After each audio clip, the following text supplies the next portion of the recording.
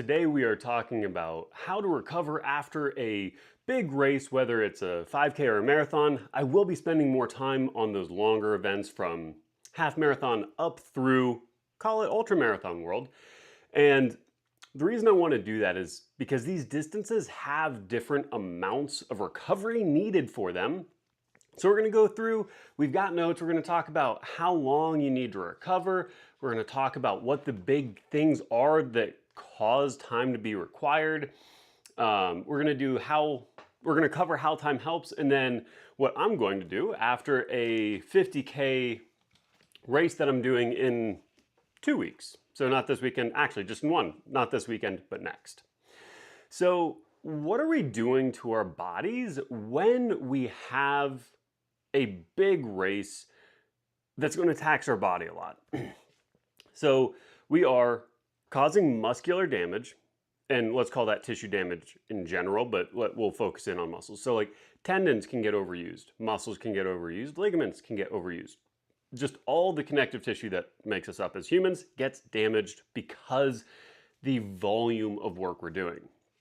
Obviously, the more adapted you are, the better it is, and we'll get into that in a moment. But the second one is glycogen depletion. So as we're going through and using all the energy we have, that's really hard on our body. It doesn't like depleting all the resources.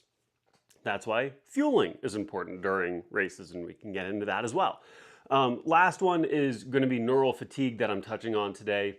And neural fatigue is when your brain gets tired, like of sending signals out. And that manifests in a couple of ways, which again we'll touch on. First though, let's talk about how long each race needs to recover. And this will have some level of variation for individuals. So 5Ks and 10Ks, even if they're a really hard effort and you're an advanced runner, or if this is your first time doing 6 miles, the duration just is not all that long, even for somebody who it's their first time doing a 10K. It's probably going to be under 2 hours still. So we aren't really running into some of the big issues like the neurological fatigue and glycogen depletion. Now, there will still be some level of soreness, surely, even like for newer folks. If you are really experienced and you're used to doing real long runs, doing a 5K or a 10K won't have the same level of tissue damage that we would have as for a newer runner, but still a hard effort is going to fatigue you more, and it can fatigue your nervous system in different ways. But 2 to 3 days really is going to be where I say we should be. That's going to be, for somebody who's newer to it, that's going to be like, oh yeah, I'm still sore, I'm still tired, but I can go out and get a walk in, or I can go out and get an easy 20 minutes in on your 4th day. If you are a super experienced, like collegiate athlete, or you've been running for multiple decades, you might finish a 10K race, even at a hard effort, and say, I'm going to go do a recovery jog the next day. And as long as that effort is low enough, you're going to be A-okay. So the next one, half marathon, that's going to depend more. That's going to have more variation in terms of the amount of time off you need.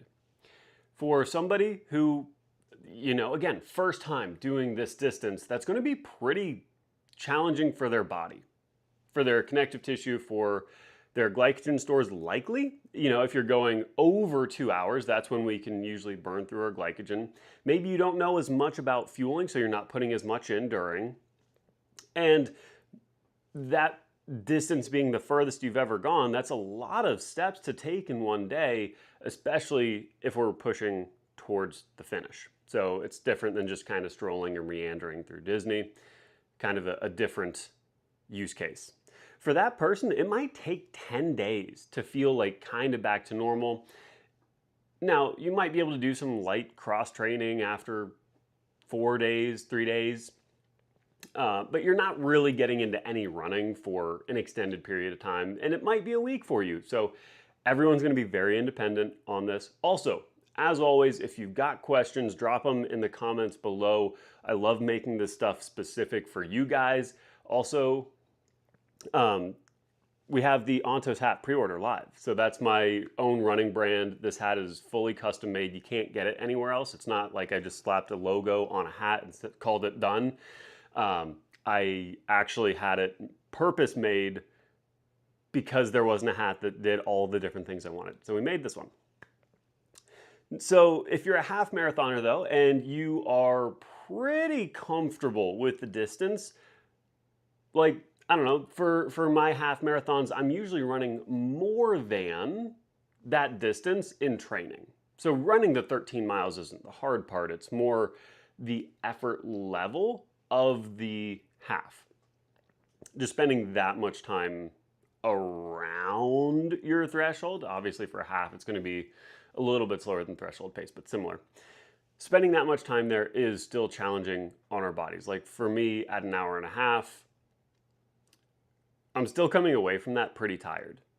But my body's pretty conditioned to the distances, and although not for as long, the paces are not like out of this world for me because I do faster work, which you should always do some speed work if you are healthy and capable of doing it. But for that, it's for me, after my half marathon, I took 2 days off. The third day, I did a really easy, like 20-minute session.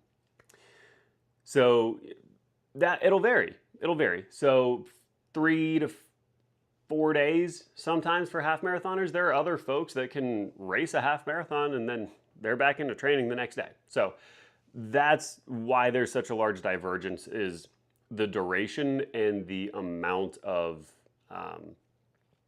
conditioning the body has is going to be vastly different for half marathoners. Coming into the full marathon, as always, we've got our notes because I want to be purposeful and mindful of your guys' time being here. For a full marathon, this has some harder rules, kind of, in that you really do need to take time off of a half or off of a full marathon, whether you're a new runner or a more experienced runner.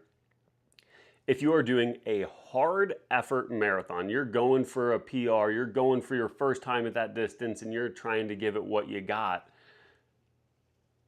it's really challenging on the body. This is when we are for sure running through glycogen stores. It's when we are for sure running into neurological fatigue, because by and large, if you're doing a full marathon, you are likely not running that distance at that pace in training. And that is where even an experienced runner is going to have to take a little bit of time off afterwards. It's going to look like 1 to 3 weeks, and you'll have some level of cross training in there, and different people with different backgrounds are going to have different amounts of time, but you should really be taking about a week off after a full hard effort marathon. I'm saying hard effort because there's a caveat. If you do 26 miles at a not full effort, you can get back to it faster. And I'm alluding to that because that's kind of what I'm doing for my 50K in next weekend. And I'm going to tell you how I'm using that to help my own training. But 1 to 3 weeks off. Week 1, you're really not doing much. You're going for walks. You're doing some cross training if you are going out of your mind. But you should be more focused on your goals coming up, your next race if you want to sign up for another one, your training program if you want to do that. Those are avenues we should exhaust first before we're trying to get back into doing anything that's really going to stress the body. Ultramarathon, I wrote literally ultra ... depends LOL, because there's so much variance in how you can approach ultramarathons and the distances, because it's anything over 26.2 miles. If you're doing a 5K sub-max, or a 50K sub-maximally, and 100 miles max effort, those are not the same. You can't do the same things with them, right? So your 50K sub-max, again, that's what I'm doing. I plan on being back running the following week. So I might not even take an entire week off depending on how I feel. I will listen to my body.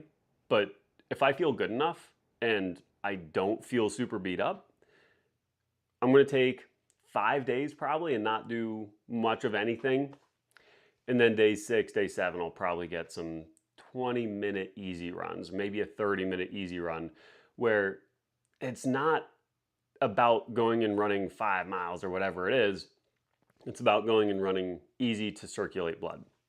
So as always, it depends on your own body, how you feel. If you need more time, you take it. If you don't need as much time, be really smart about it.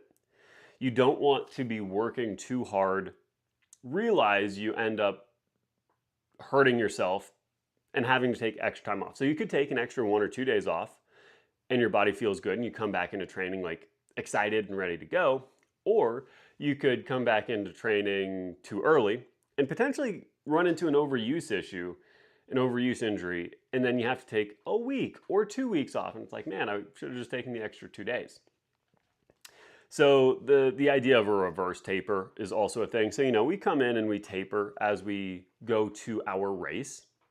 And we want to reverse taper back out of it. So we don't jump straight back into, for me, 40-mile weeks. We are going to do week 1, very easy. I might get 5 miles week 1. Week 2, I'll jump back up to 20, 25 miles. Week 3 and 4, we can start looking at being back towards where we spend most of our normal time for mileage. So how does time help us with all this stuff? We'll start with the tissue damage. It takes time to reorganize the muscles, to deal with the muscle damage. So we're breaking the cells down. So it takes effort for our body and it takes resources for our body. Like if you think about like knocking down part of a house, it's going to take somebody going out there, cleaning out the debris, getting the materials, putting the materials where they go, getting all of it back together, and then you have to go through and make it look pretty and like put the exterior back on, or however you want to call it. It takes time and effort to do that. And that's true for muscles, it's true for tendons, and it's true for ligaments. Different things take different amounts of time, but the amount of muscle damage you're getting is normally going to be the thing in my mind that is going to be the most dramatic in terms of the damage. So it doesn't happen overnight. Actually, you know this because DOMS, delayed onset muscle soreness, peaks about 2 weeks, or 2 days, like 24 to 48 hours after the event. So you're going to be really sore because there's a lot of inflammation in your body saying, what the heck just happened to me? So it takes time to recover and you have to allow it. In that vein, as you finish running, getting resources, calories back in. So chocolate milk has carbs and protein. That's really what I'm after, is putting carbs and protein back in the body. And you don't have to go overboard. I know like myself and a lot of other people do not like having a super full stomach after a race. When I finished the December marathon last year, I don't even think I had like a full dinner, but I made sure to prioritize putting in good resources like chocolate milk.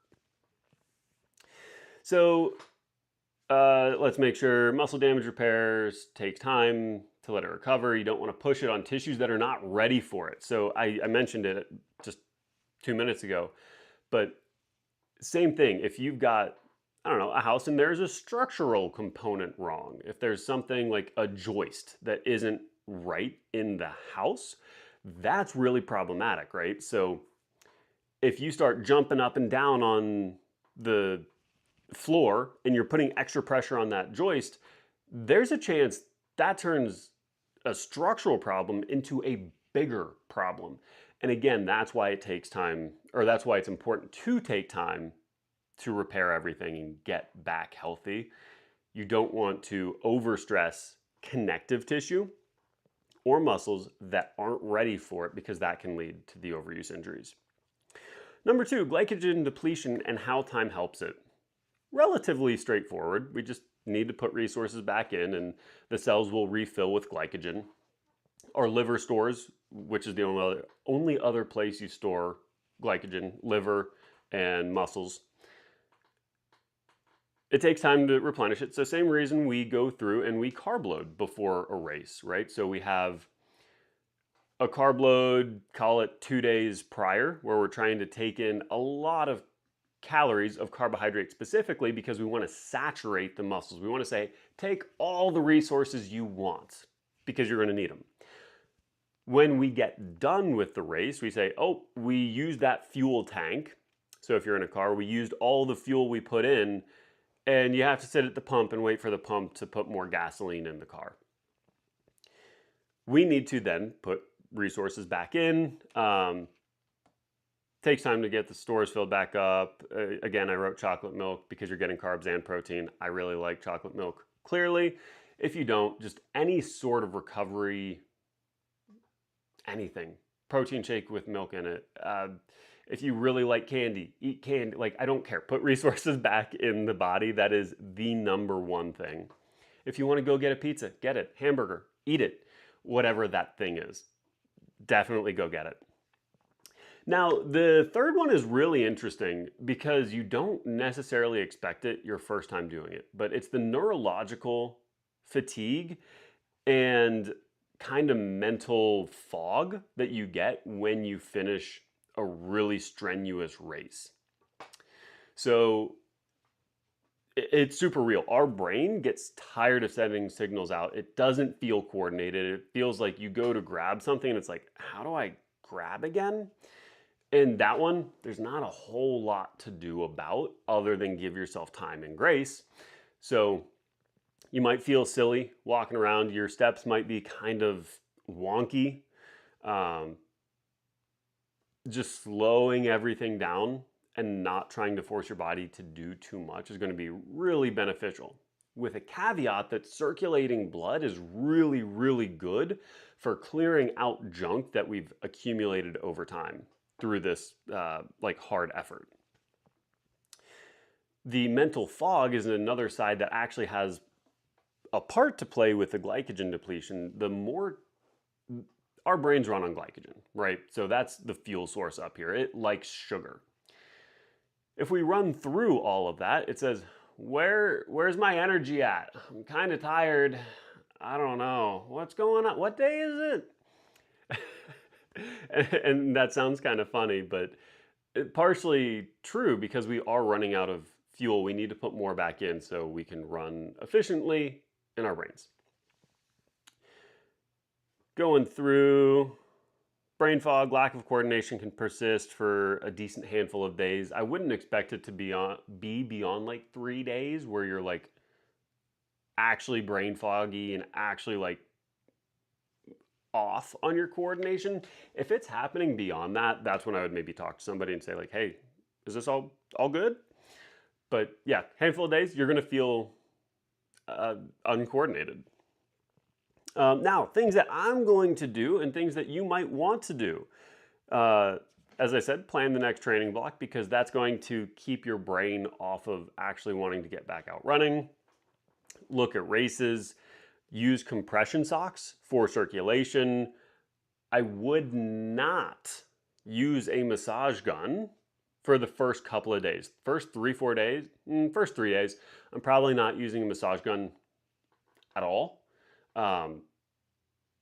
They're really good. I have one. I like having it. I would not use it when there's already damage to the muscle, which is going to be those first 3 days where we're really just trying to get our body back functioning.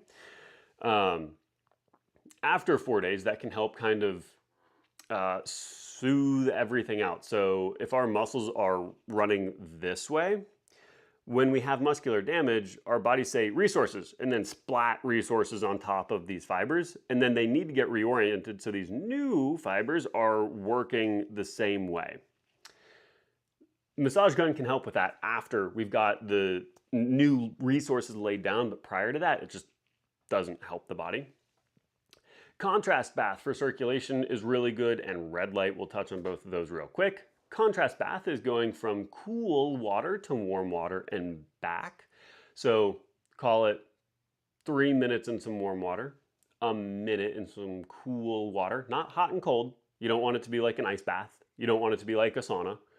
Just enough where you're like, you feel warm and you feel like blood's pushing out to the periphery. So from your core, it's pushing out to your arms, out to your legs, because that's pushing resources out. That causes vasodilation. So it makes our blood vessels open up, and we say, yeah, this is a way easier highway as opposed to a congested highway, which we'll get to in the cold bath. So we get out of the warm, we go to the cool, and the benefit here is everything does constrict, and that's actually going to help push the junk to the bloodstream, and it's not going to move very fast once it's there, which is why we're going to go back to the warm, but it's going to squeeze everything in and push junk out. So then we get back in the warm and we say, the highway is sped back up. Let's get all those resources back to where it needs to be. So it's a dilation and a constriction of blood vessels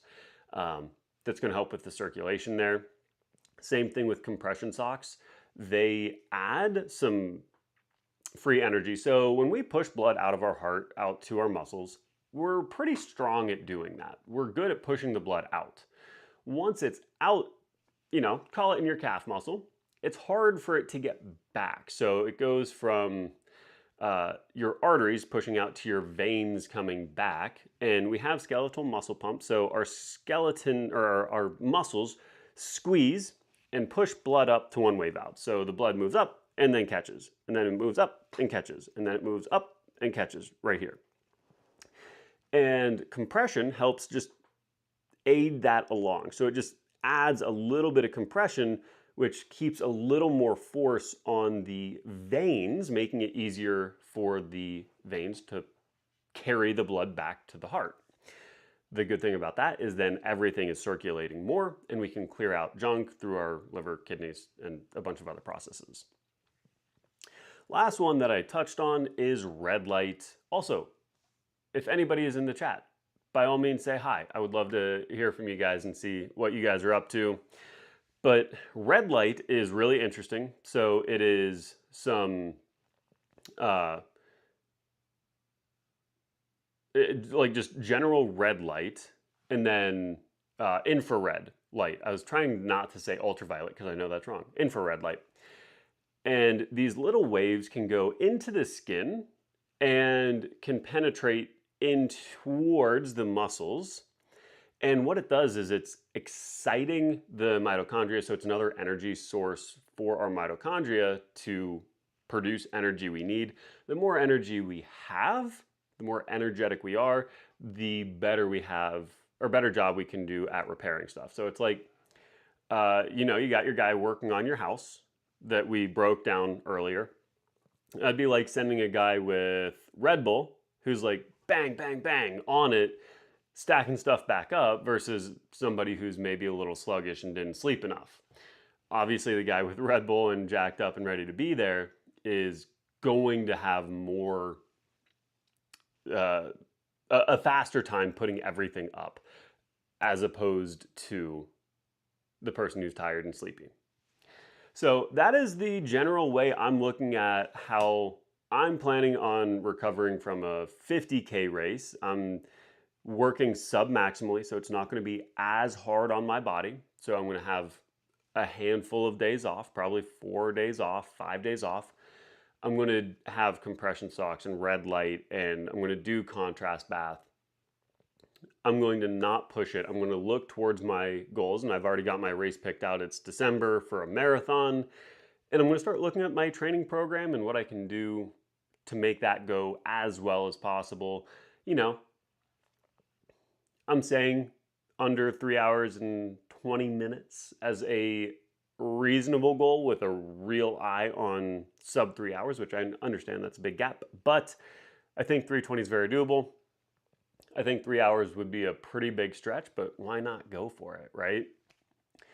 So if there is anybody in the chat that has questions, I am all ears. I'm more than happy to hear what you guys are talking about, what you're thinking about with recovery, what races you have coming up. If you've got any questions, more than happy to take a handful of minutes here. I see there's actually one person here in the chat.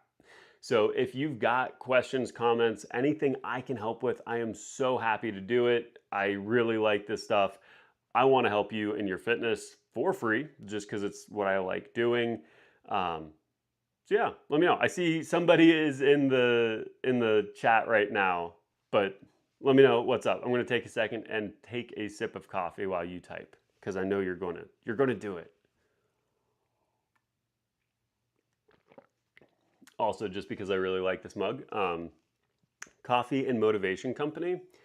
My wife got these for me for Christmas last year. They're very cool. I think this is very fun. It says, "No one cares, work harder." And with a cup of coffee, I think that's such a nice, fun. It's not even mean. It's just legit. Hey, somebody else popped in the chat. If you've got running questions, let me know what they are. Hey, what's going on? Any running questions? Quick question, shoot it. What you got?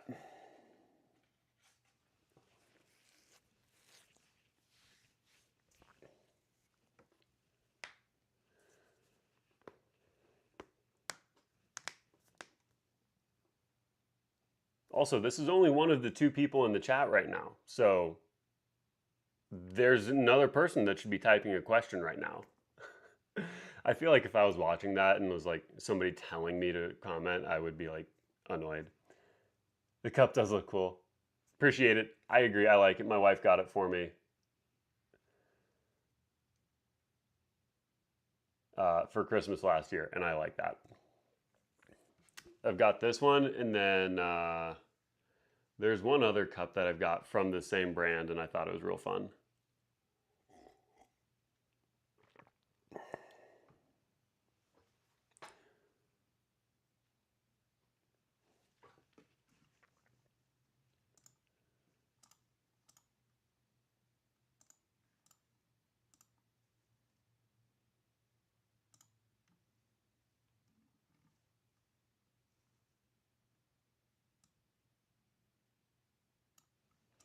What you got? What's your running question?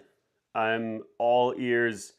If you've not been on the channel before, I manage a local running store. I do YouTube, like the ShoeTube thing. I'm selling custom running hats.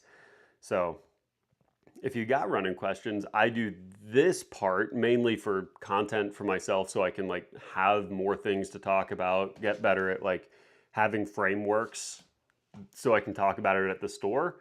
But like when I can help somebody, this is legitimately why I do it. Because then I hear something, I'm like, oh yeah, I need to be able to talk about this topic better. All right, so you're starting off with only 1 pair of shoes. You want to train for and run a marathon in. Should I lean towards something like a Super Blast 3 or go for a Mega Blast or Evo SLs? Any other option? Well, you are totally in the right category of shoes. So these are daily trainers that have some fun pop feel to them. Keeping in mind running in India where road conditions might not be the best. Super relevant consideration. So also, welcome. Thanks for being on the channel. What time is it your way? It's 9 a.m. Oh, I guess that wouldn't be that bad. It's only like 7-ish p.m. your time? Let me know. I'm curious. So what I would look for is almost like a hybrid shoe, like a road to trail shoe. Do I have any up here? Aero glides are in the car. Ooh, there we go. So having a shoe like this, now this isn't one I would actually recommend for you, but these are not super deep lugs. But it is a Vibram outsole. Let's see if that, there it goes, focuses. You get some like small lugs in these compared to like an Evo SL. Now I will say Evo SLs are very, very inexpensive depending on where you are. I think you can get them relatively cheap. I've watched your videos on Super Blast and Mega Blast and still can't decide. I like the Super Blast a lot better. If you're on uneven surfaces, I would maybe give a lean to the Mega Blast. And then value-wise, I think the Evo SL is really good. Okay, the roads aren't that bad. Okay, great. That's even better. But like hybrid shoes really just give you a better outsole. You know, this is going to be very different than like a legitimate trail shoe like this. This is like really beefy stuff we're talking about. This just has a little better grip on the outsole compared to like an Evo SL. Now I'll grab the Mega Blast so I can show you the bottom here. The tread on this lasts forever, which I really like, and Super Blasts are in my car too, because I was running in them. So this is better grip. I'm trying to show you the texture of it. There you go. That's, oop, there we go. This is probably going to be your better bet. I think the Super Blast is kind of just okay on the outsole. The grip is really grippy, which I like a lot, but the exposed foam gets kind of eaten up, whereas this just doesn't. Like, there's discoloration, but there's no like real fraying of the foam, even the exposed parts. Again, Evo SL, I like how this feels better than the Mega Blast. I would rather run in the Evo SL than this. Vomero Plus, also another one you should consider because it has a really good outsole on it. So same thing here, you get a lot of tread from this compared to either of these other two. And I really like how this feels. It is a little bit heavier, but for daily wear, I really like it. Worried about the Super Blast 3 not being the best shoe for a shorter run around 4 minutes per K. No, that's totally fine. The limiter for the Super Blast is not the speed. I think the foam feels better in the Super Blast than the Mega Blast. It is not like my favorite. The Mega Blast isn't my favorite feeling shoe in the world. I think in terms of like being able to run really fast and really hard is really useful. And I think the durability on it is better. The Super Blast 3, I'm gonna do a 200-mile review here soon because I keep running in it and keep liking it. So caveat, I do keep liking it. It just feels like it got a lot softer when I went from 100 to like, I think I'm at 150 miles right now. It softened up more than I would maybe like it to have.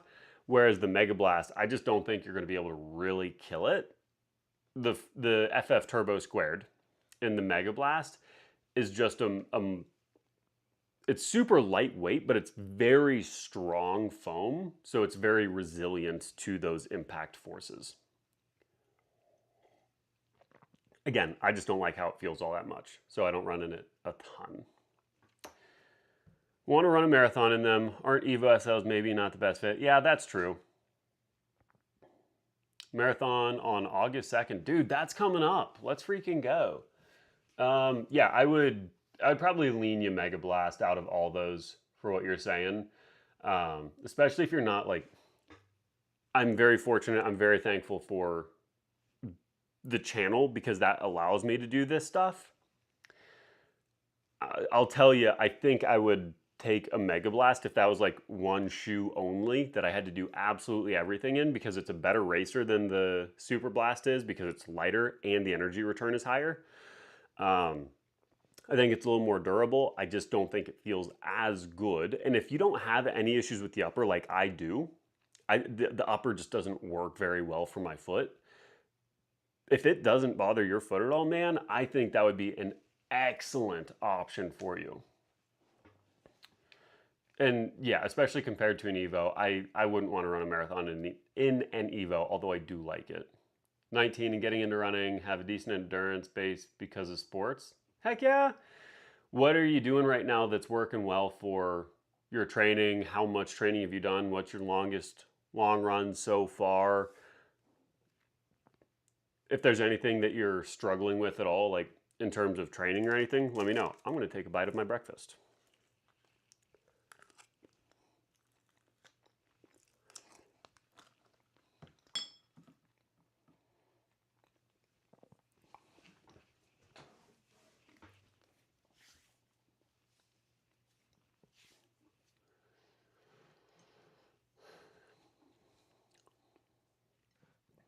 Another shoe that you might want to look into is the Salomon Aero Glide. I do like that one a lot. I did 3 half marathons starting November last year, felt pretty good. Best you got was 4:56 pace, so it's like 8:30 miles. That's really solid, man. That's really good. So you've got a good base. So like I talk about a handful of things like the structure, the skeletal, the muscular, the connective tissue structure takes time to develop, which you're clearly, Salomon got to look into it. Yeah, Salomon Aeroglide 4, or you could get a Salomon Aeroglide 3, probably a little cheaper. They're the same shoe. I actually prefer the fit of the 3 a little better. There's a Salomon Aeroglide 4 gravel video coming out in a day or two. I didn't like the upper on it very much, but the shoe itself still feels great, and the outsole, the rubber on the bottom, just lasts forever. So I have a pair of Aeroglide 3 gravels that I did like all of my long running in for my marathon in December. But yeah, so you've got the structure, the skeletal structure built up. So as you're going into your full marathon, you're going to need to look at and try and increase your weekly mileage on the whole. So I wouldn't make like big single session jumps. You don't want your long run to go from 13 miles to 16 or 18 miles. Like that'd be really big. I think biggest issue is my city, despite being one of the biggest in India, doesn't have the Mega Blast or Super Blast in my size to try on. So the only shoes you've tried on foot is the Evo SL. Got it. If your foot's not super sensitive, you might be okay to just go Mega Blast. I think Super Blast 3, again, more comfort all the way around. So the foam feels better to me. I also much prefer how the upper feels compared to the Mega Blast, where I don't like the foam as much and I really dislike the upper. To your training, I would say make your single session jumps relatively small. So like half-mile increments is what I like. In a perfect world, you're in a little bit of a time crunch. So June, July, and then you said August. What is it? It's in here, August 2nd. So you got 2 months. I guess you'll have to make some aggressive jumps. I would try and get to an 18-mile long run between now and then, like try and evenly space that. And then have the longest run be like 2 full weeks, like 14 days prior to the marathon. If you could get to 18, like healthy and comfortable, I think that's pretty safe.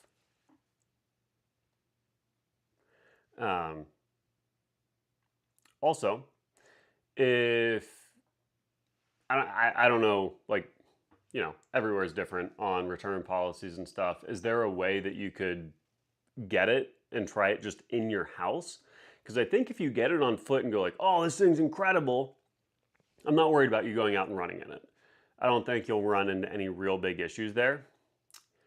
Or if you put it on and go, ooh, this doesn't feel right, like wear it in your house. Again, I don't know the rules. In the US, like if you buy a shoe and wear it outside, it's usually kind of like you're stuck with it a little bit. But if you just wear it in your house and it's like brand new, you can usually send it back. Or you can take it back into the store or whatever. So I don't know how that works for y'all, but let me know. I'm actually super interested. I like learning stuff. If you can do that, I think what I would recommend is try the Mega Blast first and see if like, oh yeah, that feels pretty good. Because it feels like a thicker stack of an Evo. Also, as you can, increase the carbohydrates you're eating as you're training. So again, whatever it is, gels, candy. I like doing rice quite a bit just because like white rice with just like a little bit of salt sits really well on my stomach. And it's really easy to digest. Whatever it is, you got an increase in carbs is going to make your runs feel easier and make you recover faster. As I said earlier in this video, I like chocolate milk a lot as well, just because it's got carbs and protein. Nope, that option's available for normal shoes, not for higher end models. Got it. So could do that with the Nova Blast 5. That is really interesting. I didn't know that. It's weird that there's like a delineation where like up to a certain dollar amount you could return it, but not above that. If you're not overly concerned about the outcome of the race, if you're not like dead set on a specific time, I honestly think you'd be fine to do a Nova Blast 6. Those just came out. They put FF Turbo Squared, which is the foam in the Mega Blast, in the forefoot of the Nova Blast. So you're getting a lot of the benefit of that aliphatic TPU in the forefoot with just a little bit softer heel. I haven't had it on foot yet. I'm really hopeful that the Nova Blast 6 feels better than the 5 did. Indian diet's pretty carb heavy, fair. Yeah, that's good for you. That, like, in terms of running, having enough carbs is super helpful. I was thinking based off my half marathon pace, maybe aim for 3:30 or 3:45, keeping in mind I've got 2 months to train. Yeah, I think that'll help you out a bunch. I think having enough time will be really big. I don't know that the shoe's going to be the biggest factor in the world, to be honest with you. I've got another video coming out soon. Are they in here? Yeah, I'm going to grab them because they are really fun looking. I ran in the Vomero Premium, and this is a heavy shoe that's like more recovery oriented, like obviously huge stack. Like you are literally like up here.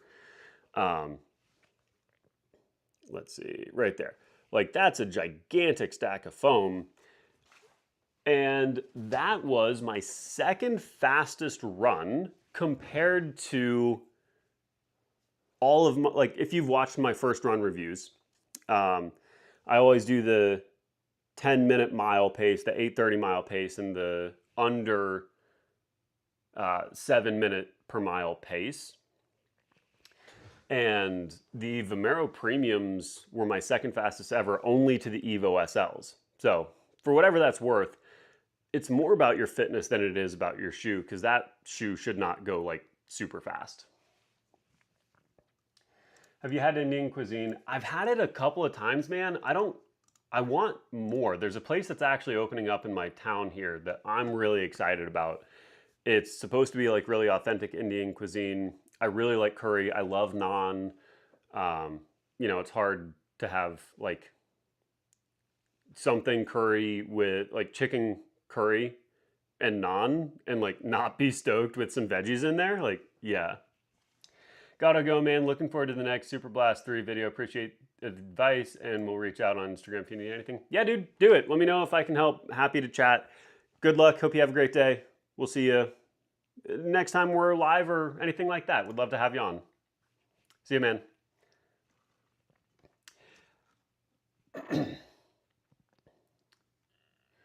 All right. I think that's going to wrap us up for the day. Hopefully that chat interaction was helpful for anybody else who made it this far.